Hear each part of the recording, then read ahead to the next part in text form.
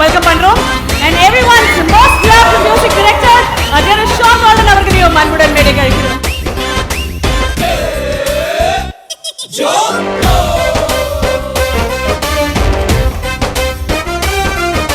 முதல்ல நல்ல கை தட்டி உற்சாகப்படுத்தி வெல்கம் பண்ணுங்க.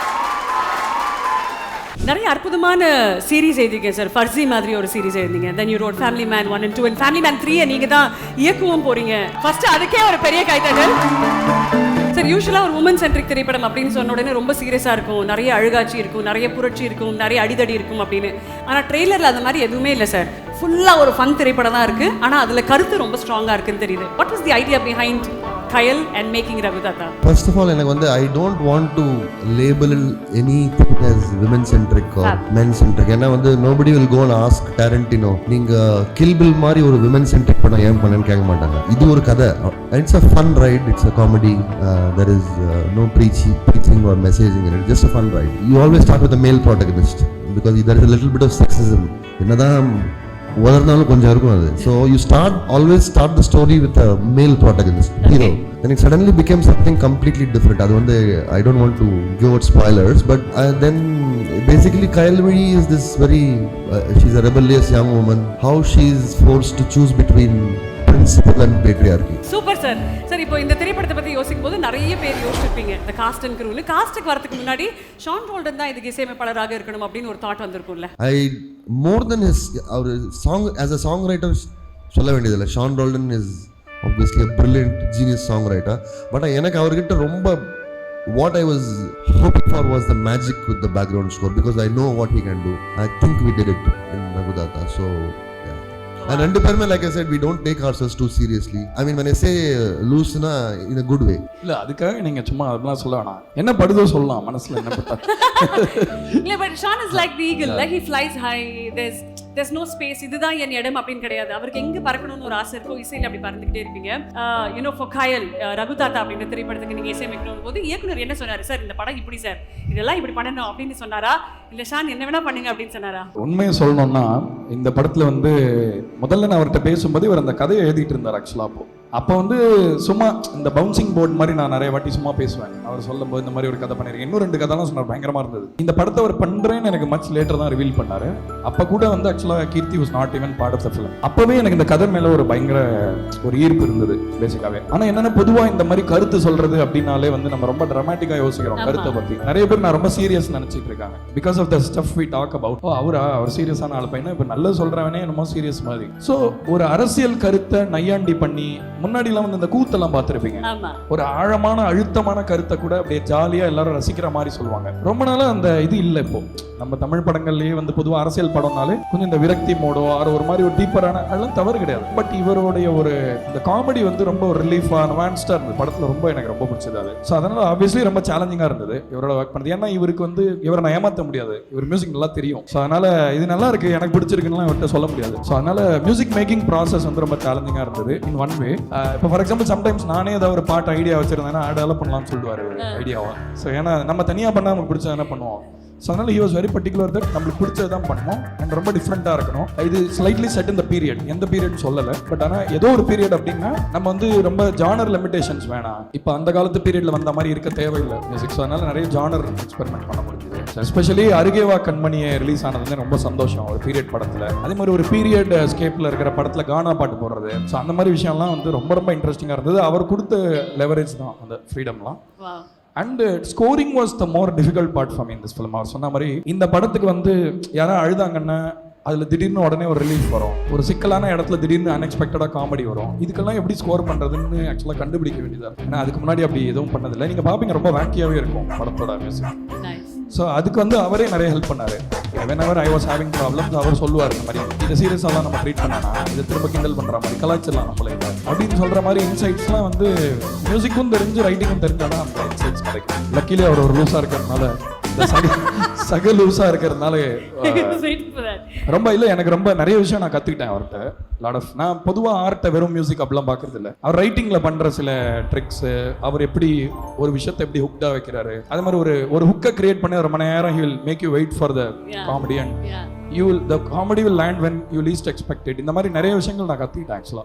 ஓகே சார், சுமன் சார் அவர் சொல்றாரு ஒரு நான் ஒரு கேள்வி கேட்கலாமா சுமன்? ப்ளீஸ் கேளுங்க சார், நல்லா கேளுங்க சார் ஒரு கேள்வியை. இந்த படத்தோட கம்போசிங்ல இருந்த டெப்த் பத்தி சொல்ல முடியுமா? நம்ம கம்போஸ் பண்ணும்போது எவ்வளவு சீரியஸா பண்ணோம் அப்படின்னு.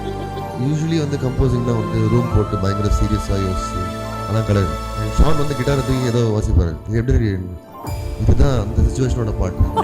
காத்தால மறந்துடுவாரு, பரவாயில்லன்னு தப்பிச்சிடலான்னு ஷான் வில் திங்க். பட் ஆனால் காத்தால போய் that's a song I want. Argue happen like that. Really? இல்ல நமக்கு ஒரு பாட்டு ஓகே ஆகுதுன்னா, ஒரு பாட்டு ஓகே வாங்கும்போது பரவாயில்ல இது ஓகேப்பா இன்னைக்கு வேலை முடிஞ்சதுன்னு இருக்கும். இவர் எந்த மைண்ட் செட்ல ஓகே பண்ணாருன்னு எனக்கு கொஞ்சம் பிரச்சனையா இருக்கும். அதுக்கப்புறம் ஒரு காலையில எழுந்து என்ன பாட்டு இது அப்படின்னு கேட்டாருன்னா என்ன பண்றதுன்ட்டு ஒரு அச்சம் இருந்தது. பட் ஆனா அவர் அதுல பயங்கர உஷார் பாட்டி அதுல. இல்ல உங்களுக்குள்ள அந்த சிங்க் ரொம்ப அழகா இருக்கு சார். ரெண்டு பேருமே ஃப்ரீ ஃப்ளைங் இன் தாட்ஸ். ரெண்டு பேருடைய process of working is so much of fun and love. Sir, இப்போ he said something so beautiful, you know, ஒரு period, but அந்த specific period ன்னு அவர் mention பண்ணல as the director, but அந்த period you can mention it 70s, 1970s. It is the 70s, but in the 70s குள்ள தான் இத fit பண்ணனும்ன்ற அவசியம் கிடையாது அப்படினு சொல்லிட்டீங்க. For songs, for the musical purpose, yeah, music perspective. But இன்னைக்கும் நீங்க பேசுற இந்த கதையோட கதை களம் இருக்குல்ல about Hindi, அந்த விஷயம் வந்து இன்னி வரைக்குமே ஆப்டாக இருக்கு. Unfortunate. எத்தனை வாட்டி இந்த லைன் கேட்டிருக்கீங்க? பொண்ணா அடக்கமா இருக்க தெரியாதா?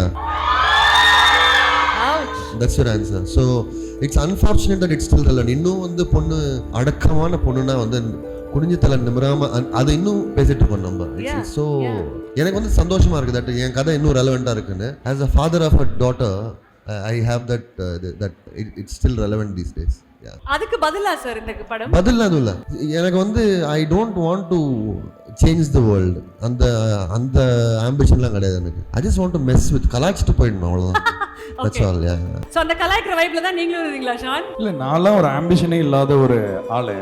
சோ அதனால அது goals sometimes they will take you away from your purpose. இப்போ நம்ம வெறும் லட்சியமே குறியா இருந்தா ஒரு விஷயத்த நல்லா பண்ண முடியாது. ஏன்னா லட்சியம் வந்து sometimes it will make you to லட்சியத்துக்காக மட்டுமே வேலை செய்யற மாதிரி ஆயிடும்.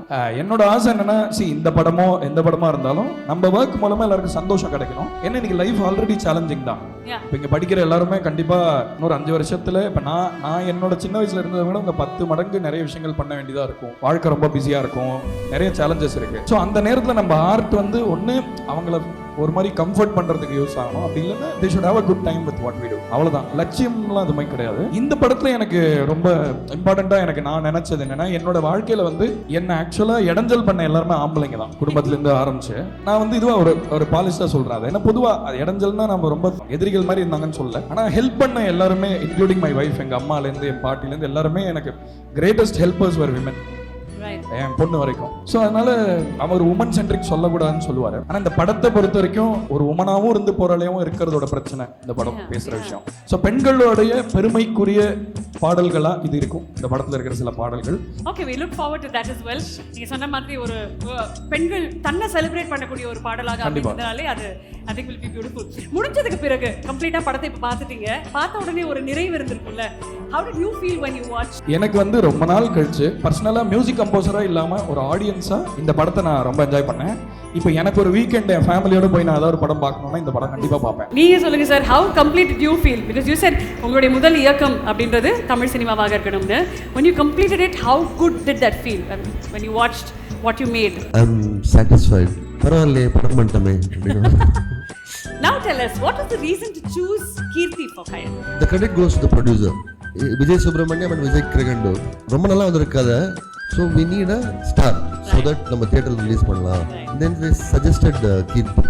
A few days before that நான் வந்து சாணி காகிதம் பார்த்தேன். சாணி காகிதம்ல வந்து அவங்க பண்ண ரோல் வந்து completely diametrically opposite to அது வரைக்கும் பண்ணதில்லை. So I was like she can pull off any role. Pulling off comedy வந்து கொஞ்சம் கஷ்டம். You'll know it.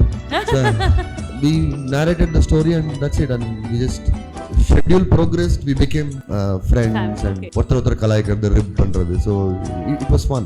இந்த தருணத்துல சுமன் அவர்கள் கிட்டயோ இல்ல ஷான் ரால்டன் கிட்டயோ நீங்க யாராவது ஏதாவது கேள்விகள் கேட்கணும்னு ஆசைப்பட்டீங்கன்னா you can step forward and ask them. How's the journey at the beginning of your career while you are working with Tamilian people? I am a Tamil myself. So but I just studied Telugu, that's all. நான் சொன்னேன்ல sir, உங்களை பார்த்தா தமிழ்னு ஒத்துக்கவே முடியல sir. ஆமா sir. இல்ல கதையா இருக்கு. அடுத்த question, come on. My question is to Sean Roldan sir. So எங்களை மாதிரி ஒரு காலேஜ் ஸ்டூடெண்ட்டாக தான் நீங்களும் உங்கள் கெரியரை ஸ்டார்ட் பண்ணியிருப்பீங்க, ரைட்? ஸோ நாங்கள்லாம் வந்து ஒரு ப்ரொஃபஷ்னலாக ஒரு ஜாபுக்கு போகணும் அப்படின்னு ஒரு எய்மாக வச்சு பிளேஸ்மெண்ட் போகும்போது நீங்கள் எப்படி சார் மியூசிக்குள்ளே வரணும் அப்படின்னு ஒரு கட்ஸோட என்டர் பண்ணீங்க? Like how did that happen? நான் வந்து நான் கட்ஸோடலாம் இல்லை. நான் ஆக்சுவலாக ரொம்ப வருஷமாகவே ரொம்ப ஒரு I have not taken life very seriously இருந்தது. இன்ஃபேக்ட் நான் காலேஜ் படிக்கும்பொழுது நான் வீட்டில் தான் உட்காந்து என் ரூமில் பாட்டு எழுதுவேன். இப்போ பிரதீப், சந்தோஷ்லாம் என் ஃப்ரெண்ட்ஸ் தான். அப்போது வீட்டுக்கு வருவாங்க, என்னடா ரூம்லேயே ஏதோ பண்ணிகிட்டு இருக்க, எப்போ வெளில பண்ணுவேன் இதெல்லாம் அப்படின்னா அதெல்லாம் பண்ணுறதுக்கு கட்ஸ்லாம் இல்லை. அப்போது அதுக்கப்புறமா ஒரு பாயிண்ட்டுக்கு மேலே சரி சோத்துக்கு வழி இல்லை, ஏதாவது பண்ணி தான் ஆணுங்கும் பொழுது அப்போ தான் நான் இதை வந்து ஒரு தொழிலாகவே நினைக்க ஆரம்பித்தேன். Music was more like a personal friend தான். But then they don't find it in themselves. Like அவங்களுக்கு தெரியவே தெரியாது நான் கிரியேட்டிவா இல்லையானே. So how do you think they can so கிரியேட்டிவிட்டின்றது வந்து நம்மளா டெவலப் பண்ணிக்கிறது தான். ஸோ முதல்ல நம்ம யாருமே கிரியேட்டிவாக பிறக்க மாட்டோம் per se, or at least creativity in a conventional sense. But நீங்கள் பண்ணுறதை நிறைய வருஷம் பண்ணீங்கன்னா ஒரு பாயிண்ட்ல அது ஒரு ஹார்வெஸ்ட்டுக்கு வரும். என்னோட முதல்ல 50 பாட்டு என் ஃப்ரெண்ட்ஸ் தான் கேட்டிருக்காங்க, ரொம்ப கேவலமாக இருக்கும் ஆக்சுவலாக. இப்போ நல்லா பண்ணுறோன்னு இல்லை, பட் இப்போ கண்டிப்பாக we have gotten better. All I'm saying is whatever you do, if you do it for a long time. ஏன்னா நான் 6 வயசுலேருந்தே பாடுறேன், அதனால in spite of this voice I am able to sing ஓரளவுக்கு. ஸோ அதே மாதிரி தான் கம்போஸ் பண்ணுறதும் it takes practice. Practice definitely will get you somewhere in life. Yes. Thank you so much sir. Means a lot. Thank you. Pleasure meeting you sir.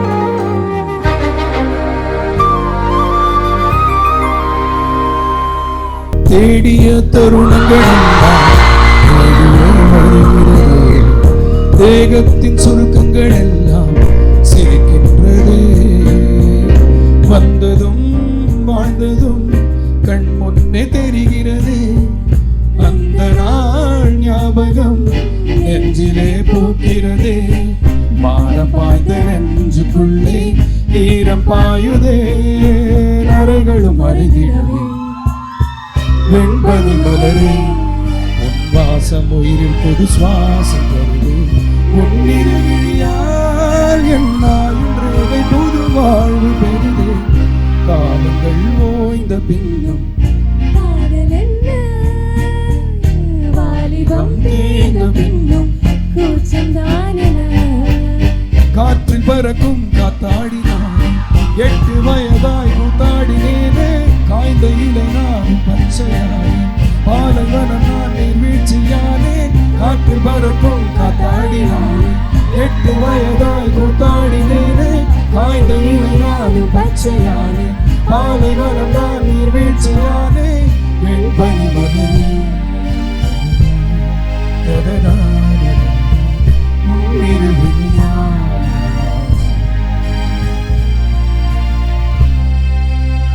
Thank you so much sir. Go for it baby, you have a long way to go. Super. இன்னும் ஒரு 8 வருஷம் கழிச்சு நீ ஒரு comedy படம் பண்ண போற, அது பேர் தான் ரகு தாத்தா. நைஸ்.